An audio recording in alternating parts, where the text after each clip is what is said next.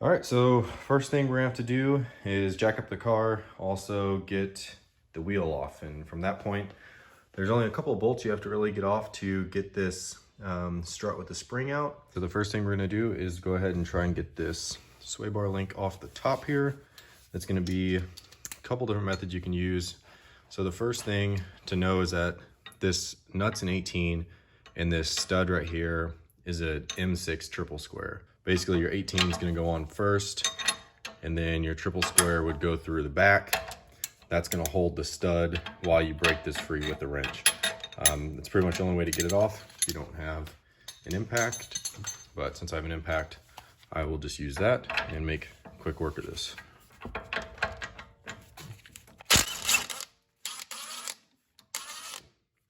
So the next bolts we're gonna take off are the ones underneath. There are 3 of them. They're gonna be size 16, and you'll just need a deep well socket and a ratchet. And those are pretty simple to get off. It's kind of awkward to show that on camera, but yeah, just 3 bolts, loosen them up. They come off pretty easy. All right, the next one I'm gonna take off is this little 10 millimeter right here, and that little bolt comes out pretty easy.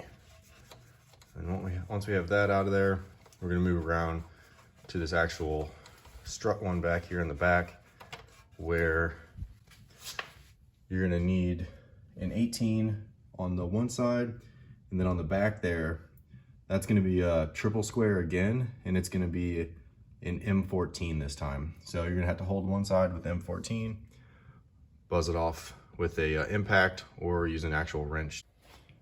All right, our next step is going to be to remove this axle bolt right here. This is going to be a size 24, and you're going to need a 12-point socket for this guy.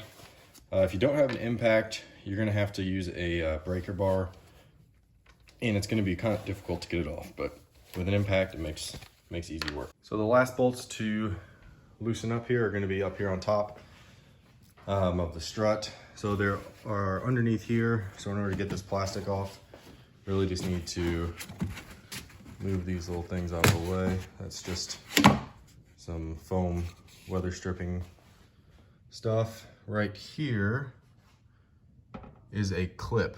In order to get that clip out, I'm gonna grab like a pair of pliers or just reach underneath and pop this little section up.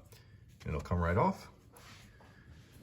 And now you have access to those, and just using a deep well socket, size 13 ratchet, you can loosen all 3 of those up. And I don't take them out all the way. I just break them free a little bit to give me some wiggle room down here. All right, so the last thing we have to loosen up is back here behind the strut knuckle. Basically, we're gonna need to get either the actual tool, the spreader tool, or you can use a 1/4 inch ratchet little bit right here. And so basically what you're going to need to do is get it right inside this right here. Okay, so I have it spread open, and basically I've turned the bit a 1/4 turn, and it's kind of lodged itself in there. So I can either leave the ratchet there, or I can just pull the ratchet out because it's kind of prying itself open and holding it right there.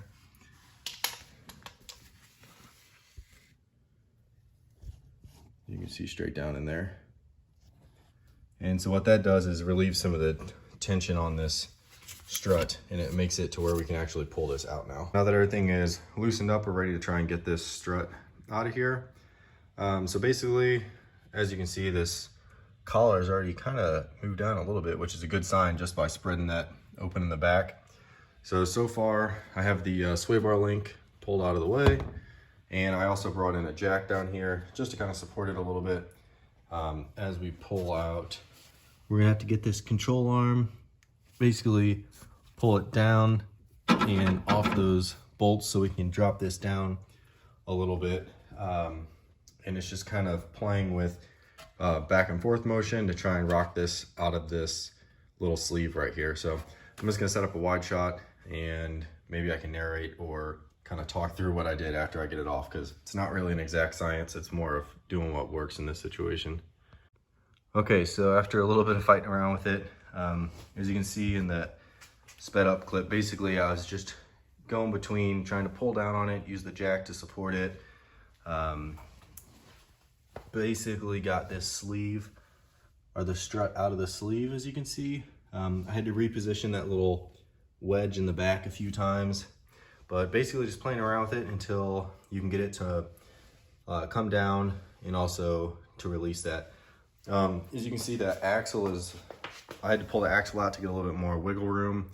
I have that supported right now, and I did have some grease coming out of the end of it, so I just used a lint-free, very clean towel to kind of stop that up, just so nothing else leaks out. Don't know if that's the correct thing to do or not, but that's what I'm going with. It's better than the grease pouring out of there. So, all right, so now that the strut's free, it's only being held on place by these 3 bolts right here, which are size 13. So we just need to take these off. And since this is the only thing holding the strut in, I would crack each one loose kind of evenly, and then leave yourself with one that's kind of supporting the whole thing at the end.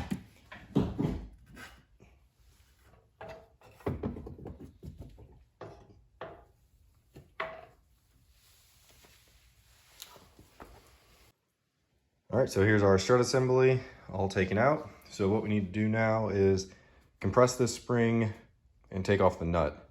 So in order to do that, you're gonna need some special tools, spring compressors, which you can rent these from your local auto parts store. Mine over here is AutoZone, and you just have to put a deposit down. It's like 50 bucks.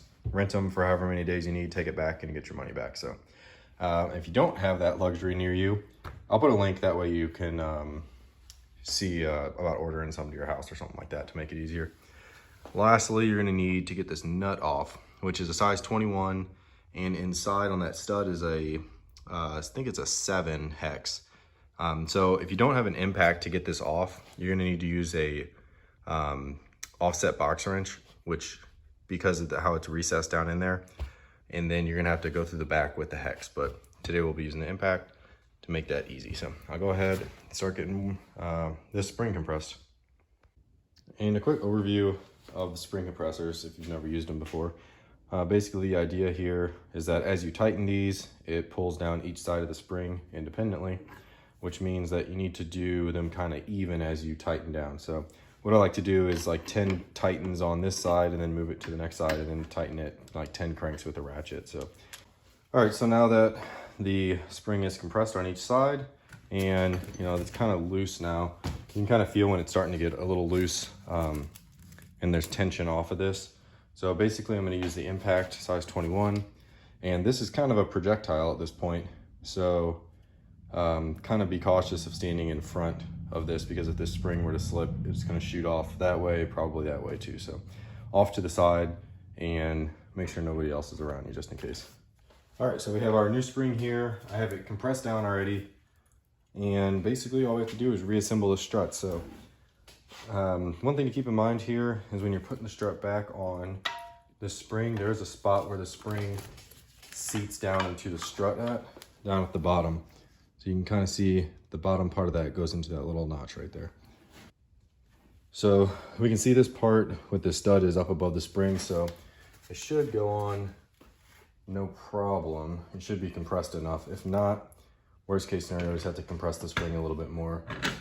But as you can see, the stud came through. So now we just have to get the nut back on. And this is a new replacement nut that I have that I'm going to be putting back on it.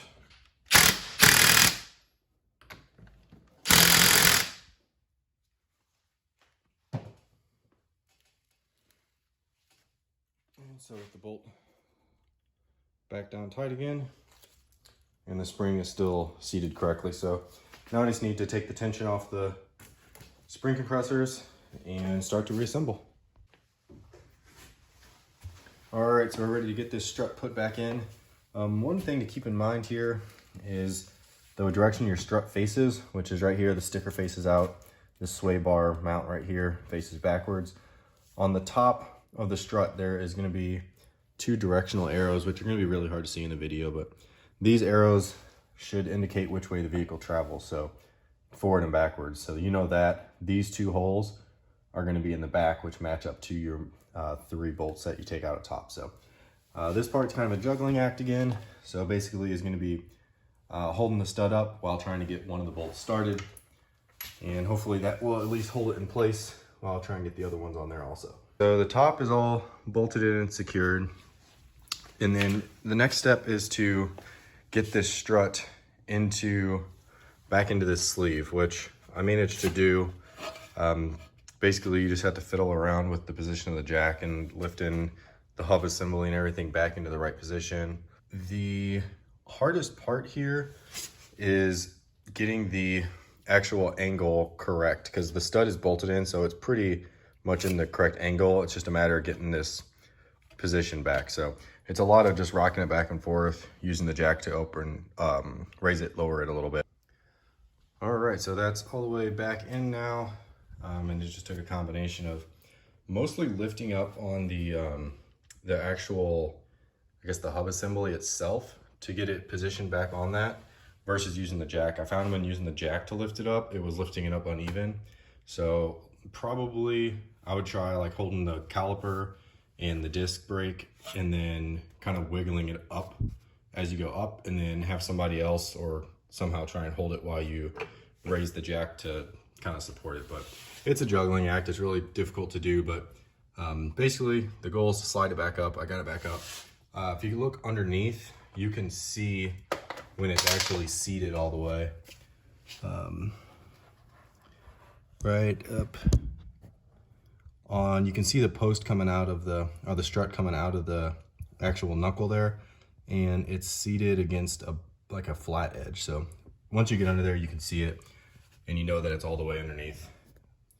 So next up is to just make sure your axle gets back in, which I did that after I got this all the way back up, and then right before I put the lower ball joint bolts back in, I put the axle in. That way I had a lot of play in it still, and that seemed to work just fine. And I still have that little stopper in there because the grease, I've never had a vehicle with the grease run out so easily. So hopefully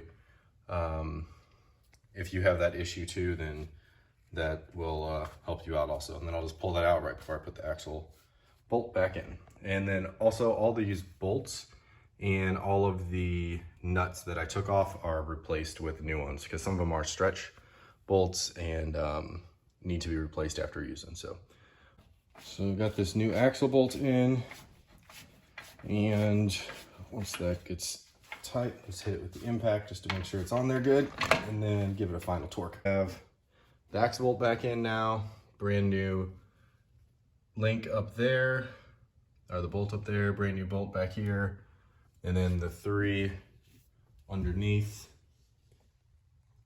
And then when you torque those, you do have to put a little pressure on the control arm down there in order to get an accurate torque. Otherwise, you're not really, there's kind of a gap between the bolt and the control arm, so it's not really a good tension on there. So last thing I got to do is just put this bolt back in the brake line holder thing.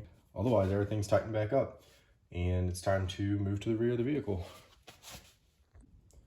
All right, so onto the rears, which are significantly easier than the front. We got a couple of bolts to take off here. So right behind the hub is the first one, which is going to be 2 18s on that hub, and then 1 on the shock. Those are both 18s. And then back here we have the sway bar link. That's a 13. And then underneath here we have this plastic cover, or actually, yeah, plastic cover. Those are going to be 2 10s on there. There's also a couple of plastic retainer clips on top of the plastic. One right down there, and then one right on the back side, right through there. And then I just use a flathead to get those off. And then there's also, depending on which model vehicle you have, as you can see, there's the suspension level sensor right there. So that needs to come out. So first off, I'm gonna work on getting this clip off, which is, usually I use a flathead to get it started. And then once you get that middle piece out of it, then you can get the whole thing out. All right, so there's the 2 10s that came out of there, and then this whole cover just kind of pops off. And it slides out right there. All right, so now, hopefully I have enough room to start trying to get these, to get that little suspension level sensor off.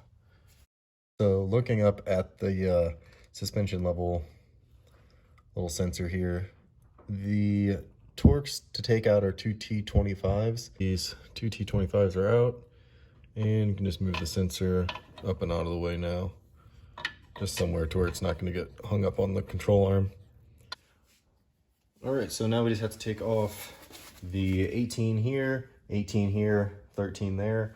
I do have the jack pushing up on the control arm just to take a little bit of the tension off of it, but I'm going to use a impact and just a wrench to hold the other side of the bolt and zip these off. All right, so there's the spring free. So over to the bench, we got the new spring and the old spring. As you can see, it's not a huge drop. Pretty much the only thing you have to do is transfer over this to the new one. Now on the bottom here, there is one spot that you need to pay attention to. So you can get a light in here for you. It is right in there, that little knob that's sticking out, or notch, right there. That is where the spring is going to rest up against when you put it back in. So just kind of pay attention to that. Make sure it's seated correctly. And then the top is just, can't really mess that up. You just kind of line up the indentation on the top part and you're good to go. And just get everything back in pretty much the same way it was taken out. Just line it up using the jack and put the bolt in. As you can see, these are the old bolts right here. And you do need to replace them with brand new ones because they are stretch bolts. So they need to be replaced just like most of the suspension bolts need to be replaced after you take them out once. So go ahead and get all this put back together. All right, so now I need to torque these guys. These two 18s, the hub and the shock. So those are 52, and then they get a 180-degree turn for the stretch portion of the torque. And then this back guy is 15 for this model, but it does need to be under load. All right, so everything's back on, torqued down. It's looking good. Got the old sensor back on over there, and then also this plastic control arm cover, kind of a dirt collector, but because it protects it underneath. So I just gotta get this wheel back on and lower it down and see the height difference.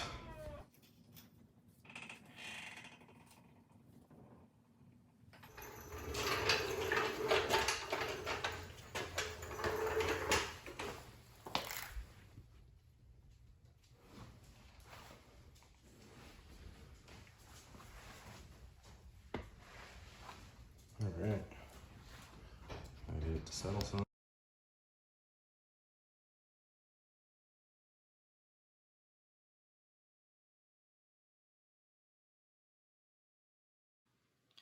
All right, so we're about 1 week post lowering on H&R Sport Springs, and if you can tell, the rear is a little bit lower. Not too surprised that the rear is sitting a little bit lower. I do have a lot more weight back there, but I do have a solution. So